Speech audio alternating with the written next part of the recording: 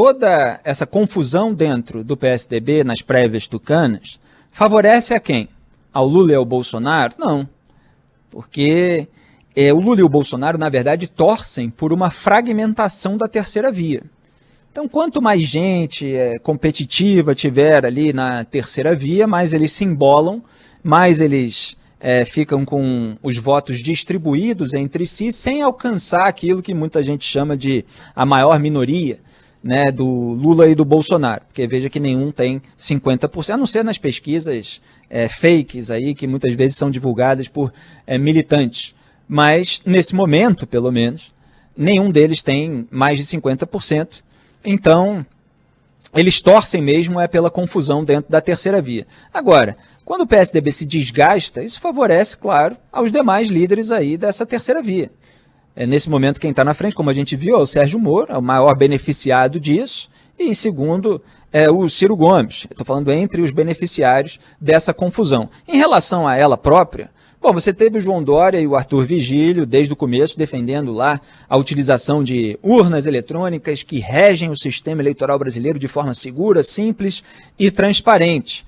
Só que aí se optou por esse contrato com a FAURGS, né, Fundação de Apoio da Universidade Federal do Rio Grande do Sul, até porque pesou lá aquela avaliação de que o Diretório de São Paulo tem estrutura para levar os eleitores até a urna, enquanto outros diretórios não têm. Portanto, se fosse regido pelo sistema de urnas eletrônicas, o Dória poderia ter uma vantagem sobre o Eduardo Leite. Então se escolheu o sistema de aplicativo, que a pessoa pode votar remotamente, para que houvesse uma maior igualdade, equidade, um processo democrático de uma maneira a não beneficiar ninguém. Só que teve um problema tecnológico.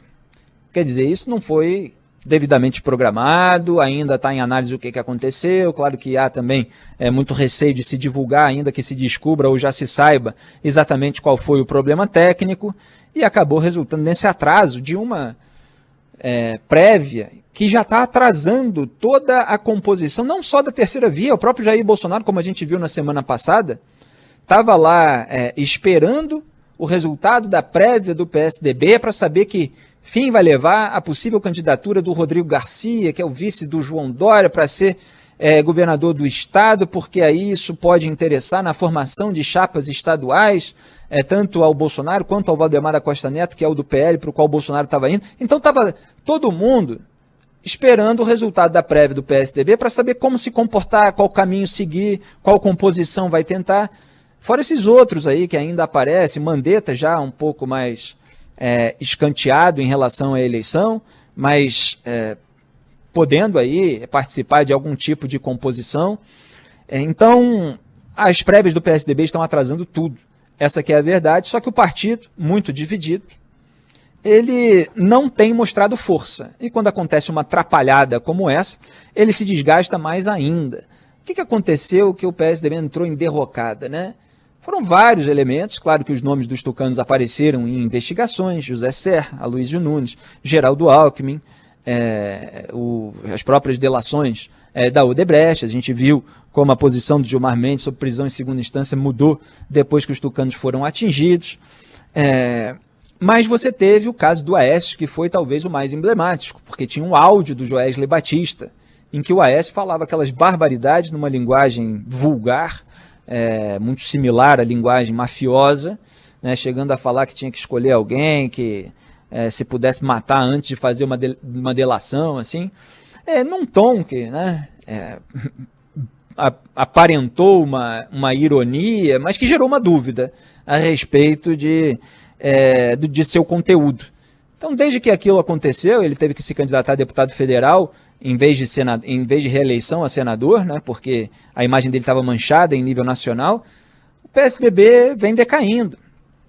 E aí João Dória tenta fazer um discurso diferente daquele velho tucanato, que sempre foi mais condescendente, sempre foi mais complacente, ao mesmo tempo que Eduardo Leite fica próximo do Aécio Neves na disputa interna do PSDB, mas deveria se afastar do Aécio se vier a ser um competidor nacional, um concorrente aí na eleição presidencial. Aí tem gente que acha também que Eduardo Leite vai ganhar pode ganhar na prévia tucana, mas depois para compor com Sérgio Moro ou com qualquer outro aí da terceira via que esteja bem.